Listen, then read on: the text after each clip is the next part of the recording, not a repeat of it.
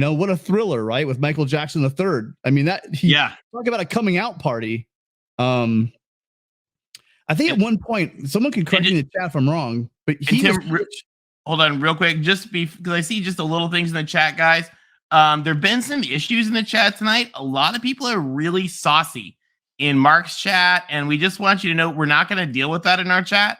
So if you get nasty to people or you get inappropriate, we will just absolutely time you out or block you, just hands down. I just want to make sure there's some Tim, you were spared some of this ugliness. There was some real nastiness, and so I just want to make sure that doesn't happen in our chat tonight. Anyway, sorry, Tim, go on. I didn't mean to interrupt. What was I talking about? I forgot. You were going about all the positive walked things. through the door and just slapped myself down and started after driving back from the Coliseum. I don't have any notes, obviously. Michael Jackson just really had a coming out party. I think someone can correct me if I'm wrong about this, but he started out as a receiver. I think they brought him over to secondary. I think he was playing in the secondary for a little bit to get some playing time. And then now he's kind of worked his way back, and, he's made the best of a great situation with having Addison and Williams out. He really has become a viable go-to guy. And man, I don't want to think about where we'd be without him. Taj Washington had been that guy, but Taj dropped that really important third down catch. I mean, there were so many little things in this game that were just, I'm going to go rewatch it because I didn't take any notes. When I go to the game with my dad, I'm just with my dad and it's all about my dad.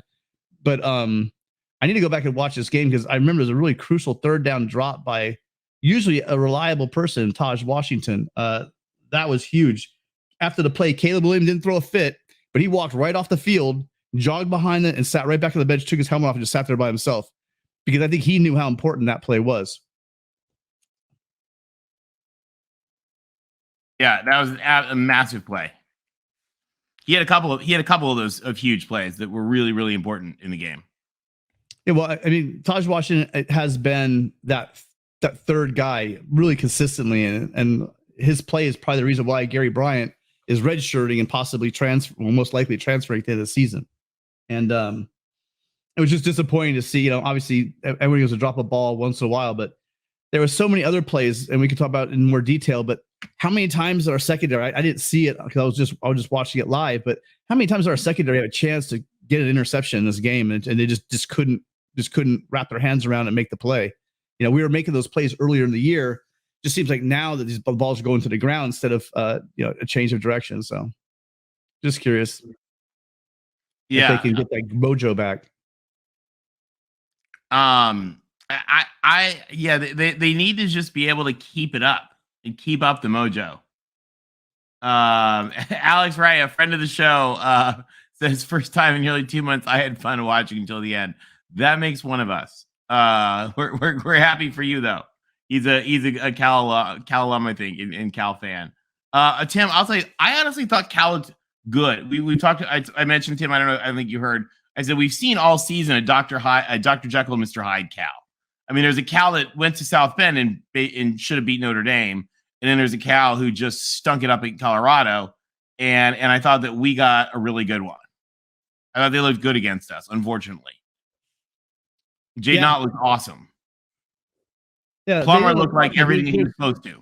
There's no excuse. This is why we talked about the beginning of the year. People need to relax.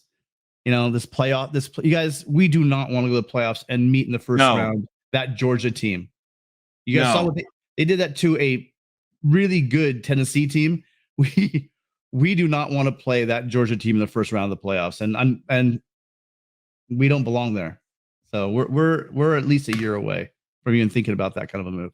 Yeah, I mean the defense needs another portal class and another class of incoming kids. How soon can we get Tackett Curtis in? Yeah, it was nice to see. An immediate impact. Again, I didn't really. I'm really chomping the bit. As soon as we're done here, this is what I usually do: is I want to watch the game afterwards. Right now, when I go to the away games.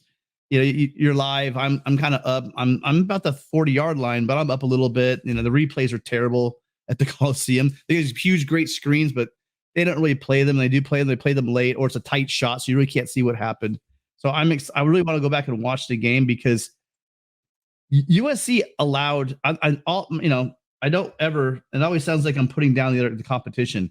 Cal played lights out, and they were in this game. USC gave them the opportunities, but credit to Cal, when USC was dropped the ball, literally, they picked it up and they were able to capitalize on it. So great game by the Bears. But this game should not have been this close. If you'd have told me that we're going to hold Jaden Ott to less than 50 yards or 40, I don't know. I don't know what he ended up with, but he did not have a lot of yards. If you told me that we were to contain them, I would have been fine. I just didn't realize that they're let Plummer just torch them for over 400 yards. I mean, that's pretty bad. Did we get him 1,500 yards in the past 3 games? I'm sure it's right. It's got to be close to that. I think it is. I think we get up about maybe 16. I don't think anyone scored. I don't think that. I think it's 1,500 and then a couple 400. So, but yeah, a lot of yards. Yeah, and as Gixer Squid, Gixer, friend of the show, awesome guy, points out, special teams is catching up to us. That onside was just, but that was a point of a point of interest on someone else's show. I can't remember who it was. I mean, I'm sure it probably was because the only people I really watch religiously are Michael and Alicia. I think they brought up or someone else. Maybe I'm getting the credit. But anyway, that there is no dedicated special teams coach. And I'm just over the past couple of weeks and the beginning of the year, fine. I'm not going to tell you what your staff look like. You're still Lincoln Riley. I'm still all 100% on board.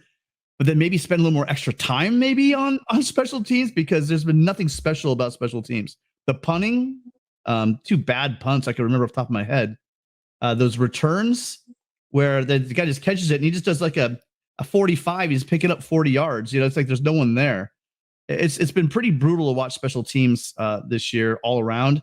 And when we play better teams, when we play a UCLA, or if we play or when we do play UCLA and Notre Dame, I can't remember the stat, but I think that's the 8th blocked punt by Notre Dame this year. 8? I think so. Is that right? 8 in 9 games. That's just insane to me. And Tim, speaking of UCLA, I'm just hearing my brother's on the phone right now. Vegas has just set the over-under at USC UCLA at 249. That's probably right. That's hard. So 249 points is going to be the over-under for USC UCLA. If Addison plays, I take the over. Yeah, exactly. If Addison plays, take the over. Yeah. Yeah. I mean, they look. By the way, I often tell people that in a lot of ways, and we hate to admit this, USC and UCLA are twins in a lot of ways on a lot of things. And watching these games on these 2 screens, I thought I was watching the same game. I hate to say that. I watched two bad teams keep 2 good teams sweating. That was the UCLA game. Well, I mean, UCLA's defense, and I think I just was drinking the Kool-Aid, riding the wave, whatever you want to say. I think I was doing that for USC because this defense has been bad. And I didn't want to believe that it was this bad. And we did get away with a lot of turnovers early in the season that maybe made some of those games easier than they could have been. So it was a bit of a mirage, and people were saying it, and I'm wrong. I am wrong. And Tim, by the way, did you hear the score? And guys, put it in the chat really quick. What was the final score of SMU Houston? It was more than an NBA game. It was 77-63 or something. I'd have to look it up. SMU won, right? But they covered. Yeah, SMU won. Because I had SMU, so I want to make sure they covered. All right. 77-63, Alex says. I think that's what it was. Yeah, we'll see. Wow. And guys, we bag on the defense, and the defense has struggles, but this was an appalling defense last year, and they've had injuries, and I mean they're holding together, and we knew this team would survive on the offense. We need the defense to limp along and find a way to make it work.